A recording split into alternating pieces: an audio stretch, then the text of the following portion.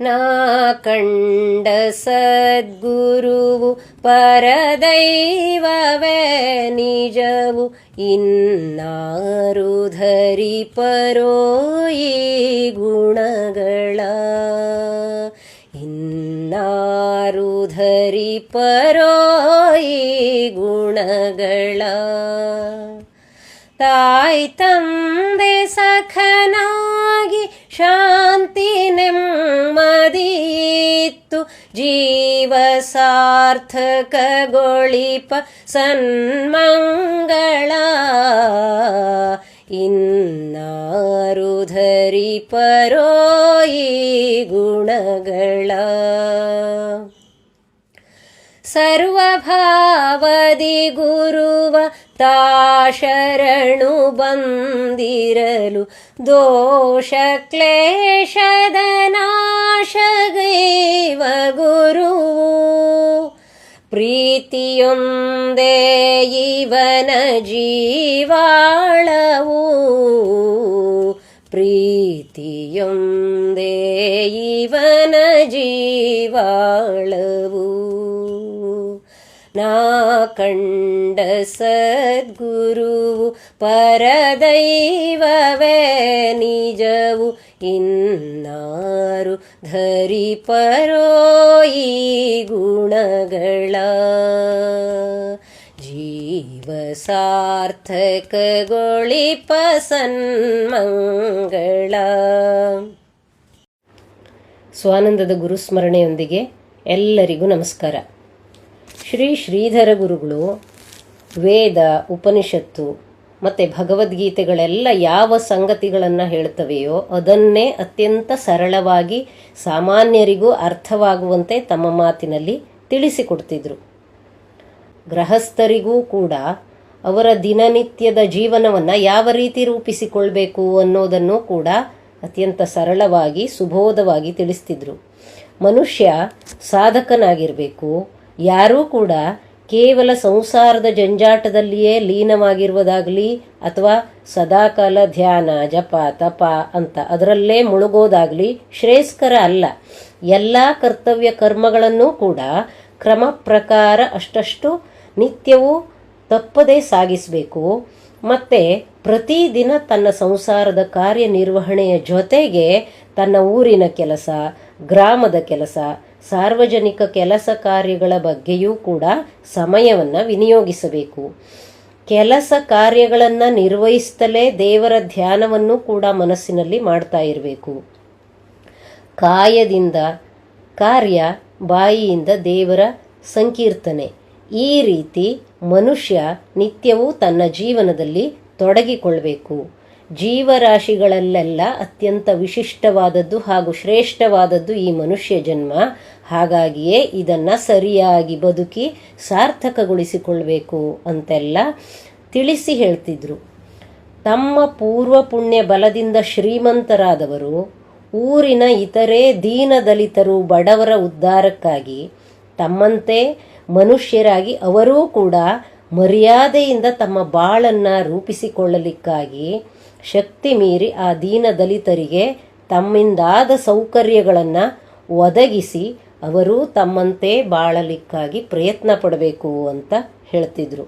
ಈ ರೀತಿ ತನ್ನ ಹಿತ, ಪರರ ಹಿತ, ತನ್ನ ಊರಿನ ಹಾಗೂ ಗ್ರಾಮದ ಹಿತವನ್ನು ಸಾಧಿಸ್ತಾ ತನಗೆ ಸಹಜವಾಗಿ ದೊರೆತ ಸಂಪತ್ತಿನಿಂದಲೇ ತಾನು ತೃಪ್ತನಾಗಿ ಆನಂದದಿಂದ ಬದುಕಬೇಕು. ಇದು ಪ್ರತಿಯೊಂದು ಗೃಹಸ್ಥರು ಬಾಳಬೇಕಾದ ಜೀವನ ವಿಧಾನ ಅಂತ ಶ್ರೀಧರರು ಸ್ವಪರ ಉದ್ಧಾರದ ಬಾಳಿನ ಸೂತ್ರವನ್ನು ಸರಳವಾಗಿ ಜನರಿಗೆ ತಿಳಿಸಿಕೊಡ್ತಿದ್ರು. ಶ್ರೀಧರ ಗುರುಗಳು ತಮಗೆಷ್ಟು ಕಷ್ಟವಾದರೂ ಸರಿ, ಬೇರೆಯವರಿಗೆ ಮಾತ್ರ ಸುಖವಾಗಲೇಬೇಕು ಅನ್ನುವಂಥ ತತ್ವದವರು. ತಮಗೆ ಶರಣು ಬಂದ ಭಕ್ತರ ಕಷ್ಟವನ್ನು ಸುಲಭವಾಗಿ ನಿವಾರಿಸ್ತಿದ್ರು. ಅದು ಸಾಧ್ಯವಾಗದಿದ್ದರೆ ಎಷ್ಟೋ ಸಲ ಆ ಭಕ್ತರ ಸಂಕಟ ನಿವಾರಣೆ ಮಾಡಿ ಅವರ ಆ ಕಷ್ಟವನ್ನು ಸ್ವತಃ ತಾನು ಆವಾಹಿಸಿ ಅನುಭವಿಸ್ತಿದ್ದ ಮಹಾತ್ಮರಾಗಿದ್ದರು. ಇದಕ್ಕೆ ಸಾಕ್ಷಿ ಅನ್ನುವಂಥ ಒಂದು ಘಟನೆಯನ್ನು ನಾವು ಈ ಸಂಚಿಕೆಯಲ್ಲಿ ನೋಡ್ತಾ ಹೋಗೋಣ. ಸಿರ್ಸಿ ನಗರದಲ್ಲಿ ಆಗಿನ ಕಾಲದಲ್ಲಿ ಒಬ್ಬ ಸುಪ್ರಸಿದ್ಧ ವೈದ್ಯರಿದ್ದರು. ಅವರಿಗೆ ಒಂದು ಸಲ ಹೊಟ್ಟೆ ನೋವು ಕಾಣಿಸಿಕೊಂಡಿತು. ಅವರೇ ಸ್ವತಃ ವೈದ್ಯರಲ್ವಾ. ತನಗೆ ತಿಳಿದಂಥ ಎಲ್ಲ ಔಷಧಿಗಳನ್ನು ಅವರು ಮಾಡಿಕೊಂಡ್ರು. ಅವರ ಪರಿಚಯದ ಡಾಕ್ಟರ್ಗಳು ಹೇಳಿದಂಥ ಔಷಧಿನೂ ಕೂಡ ಮಾಡಿಕೊಂಡ್ರು. ಏನು ಮಾಡಿದ್ರು, ಈ ಡಾಕ್ಟರ್ ಹೊಟ್ಟೆ ನೋವು ಹಾಗೇ ಇತ್ತು. ಅನೇಕ ಹೆಸರಾಂತ ಡಾಕ್ಟರ್ಗಳಿಂದ ಪರೀಕ್ಷೆ ಮಾಡಿಸಿ ಅವರ ಸಲಹೆಯಂತೆ ಮುಂದೆ ಆಪರೇಷನ್ ಕೂಡ ಆಯಿತು. ಆದರೂ ಈ ವೈದ್ಯರ ಹೊಟ್ಟೆ ನೋವಿನ ಕಾಯಿಲೆ ಬಗೆಹರಿಲೇ ಇಲ್ಲ. ಎಲ್ಲ ವೈದ್ಯಕೀಯ ಪ್ರಯತ್ನಗಳೂ ಮುಗಿದ ಮೇಲೆ ಇವರಿಗೆ ಗುರುಗಳ ನೆನಪಾಯಿತು. ಸಾಧಾರಣವಾಗಿ ಈ ಡಾಕ್ಟರ್ಸ್ಗಳು ಕಾಯಿಲೆ ನಿವಾರಣೆಗೆ ಗುರುಗಳ ಹತ್ತಿರ ಬರಲ್ಲ. ಈಗ ಆ ವೈದ್ಯರಿಗೆ ಬೇರೆ ದಾರಿ ಇರಲಿಲ್ಲ. ಹಾಗಾಗಿ ನೋವಿನಿಂದ ಬಳಲಿ ಬೆಂಡಾದಂಥ ಈ ವೈದ್ಯರು ಶೀಗೇಹಳ್ಳಿಗೆ ಬಂದು ಶ್ರೀಧರ ಗುರುಗಳ ಹತ್ತಿರ ತನ್ನ ಬವಣೆಯನ್ನೆಲ್ಲ ತೋಡ್ಕೊಂಡ್ರು. ಏನೇ ಮಾಡಿದರೂ ಈ ರೋಗದ ಮೂಲವೂ ಗೊತ್ತಾಗ್ತಿಲ್ಲ, ಪರಿಹಾರವೂ ಕಾಣ್ತಿಲ್ಲ. ಈ ರೋಗ ಪರಿಹಾರ ಈಗ ನಿಮ್ಮಿಂದ ಮಾತ್ರ ಸಾಧ್ಯ ಗುರುಗಳೇ ಅಂತ ಶ್ರೀಧರ ಗುರುವಿಗೆ ಶರಣಾದರು. ಆಗ ಗುರುಗಳು ಹೇಳಿದರು, ಮಗ, ಹಿಂದಿನ ಜನ್ಮದಲ್ಲಿ ಊರೆಲ್ಲ ಅಲೆದರೂ ಆಹಾರ ಸಿಗದೆ ಹಸಿದು ಕಂಗೆಟ್ಟ ವ್ಯಕ್ತಿಯೊಬ್ಬ ನಿನ್ನ ಬಳಿ ಬಂದಾಗ ನೀನು ಅವನು ಬೇಡಿದ ಅನ್ನವನ್ನು ಕೊಡಲು ಅನುಕೂಲವಿದ್ರೂ ಕೂಡ ಅನ್ನ ನೀಡೋದು ಹಾಗಿರಲಿ, ಹೊಡೆದು ಅವನನ್ನು ಹೊರಗಟ್ಟಿದ್ದೆ. ಇದೊಂದು ದೊಡ್ಡ ಪಾಪದ ಜೊತೆ ಇನ್ನೊಂದು ಮಹಾಪಾಪ ಮಾಡಿದ್ದೆ. ಅದೇನು ಅಂತಂದರೆ, ನಿನ್ನದೇ ಊರಿನವನೊಬ್ಬನಿಗೆ ಸಾಲ ಕೊಟ್ಟು ಅವನು ಆ ಸಾಲವನ್ನು ತೀರಿಸಲಿಕ್ಕೆ ಸಾಧ್ಯವಾಗದೇ ಇದ್ದಾಗ ನೀನು ಅಕ್ರಮವಾಗಿ ಅವನ ಆಸ್ತಿಗಳನ್ನೆಲ್ಲ ನಿನ್ನದಾಗಿಸಿಕೊಂಡು ಅವನನ್ನು ಏನೂ ಇಲ್ಲದ ನಿರ್ಗತಿಕನನ್ನಾಗಿ ಮಾಡಿಬಿಟ್ಟೆ. ಪಾಪ ಆ ಬಡಪಾಯಿ ನೊಂದು ಪ್ರಾಣತ್ಯಾಗ ಮಾಡಿದ. ನೋಡು, ಈ ಎರಡೂ ಮಹಾಪಾಪದ ಕರ್ಮ ಫಲವೇ ಈಗಿನ ನಿನ್ನ ಹೊಟ್ಟೆ ನೋವು. ಪ್ರತಿಯೊಂದು ಕರ್ಮ ಮಾಡುವಾಗಲೂ ಮನುಷ್ಯನಿಗೆ ಎಚ್ಚರವಿರಬೇಕು. ಅವನು ಮಾಡಿದ ಕರ್ಮ ಫಲವನ್ನು ಅವನೇ ಅನುಭವಿಸಬೇಕಾಗುತ್ತೆ. ಇದಕ್ಕಾಗಿಯೇ ನಿನಗೀಗ ಅನ್ನವನ್ನು ತಿನ್ನಲಾಗುತ್ತಿಲ್ಲ. ಎಷ್ಟು ಸಂಪತ್ತಿದ್ದರೂ ಊಟವನ್ನೇ ಮಾಡಲಾಗದಿದ್ದರೆ ಆ ಸಂಪತ್ತಿನ ಪ್ರಯೋಜನವೇನು? ತಿಂದರೂ ನೋವು, ತಿಂದಿದ್ರೂ ನೋವು. ಯಾವ ವೈದ್ಯನೂ ಕೂಡ ಈ ಕರ್ಮಫಲಕ್ಕೆ ಔಷಧಿ ನೀಡಲಾರ ಅಂತ ಇವನ ಬಾಧೆಯ ಕಾರಣವನ್ನು ಗುರುಗಳು ಮೊದಲು ಹೇಳ್ತಾರೆ. ಆಮೇಲೆ ಕರುಣಾರ್ದ್ರ ಹೃದಯದವರಾದ ಈ ಗುರುಗಳು ಮುಂದುವರಿದು ಇದಕ್ಕೆ ಪರಿಹಾರವನ್ನೂ ಕೂಡ ವಿವರಿಸ್ತಾರೆ. ನಾನು ಮಾಡಿರೋದು ಶತಾಪರಾಧವಾಯಿತು ಅಂತ ಈ ನಿನ್ನ ಕರ್ಮಗಳಿಗೆ ಪಶ್ಚಾತ್ತಾಪಪಟ್ಟು ಶ್ರೀ ದತ್ತಪಾದಕ್ಕೆ ಶಕ್ತಿ ಮೀರಿ ದಂಡ ಅರ್ಪಿಸಿ 108 ನಮಸ್ಕಾರ ಹಾಕು. 1 ವರ್ಷದ ತನಕ ತಿಂಗಳಿಗೊಮ್ಮೆ ನಿರ್ಗತಿಕರಿಗೆ, ಭಿಕ್ಷುಕರಿಗೆ ಹೊಟ್ಟೆ ತುಂಬ ಅನ್ನದಾನ ಮಾಡು. ಬಡವರಿಗೆ, ಸಾಧು ಸಂತರಿಗೆ ವಸ್ತ್ರದಾನ ಮಾಡು. ನಿನ್ನ ಯೋಗ್ಯತೆ ಮೀರಿ ದೇವರ ಸೇವೆ ಮಾಡು ಎಂದು ನಿಯಮ ಮಾಡ್ತಾರೆ. ಅವನ ಪಾಪ ನಿವಾರಣೆಯ ದಾರಿಯನ್ನು ಈ ರೀತಿಯಾಗಿ ತಿಳಿಸಿಕೊಡ್ತಾರೆ.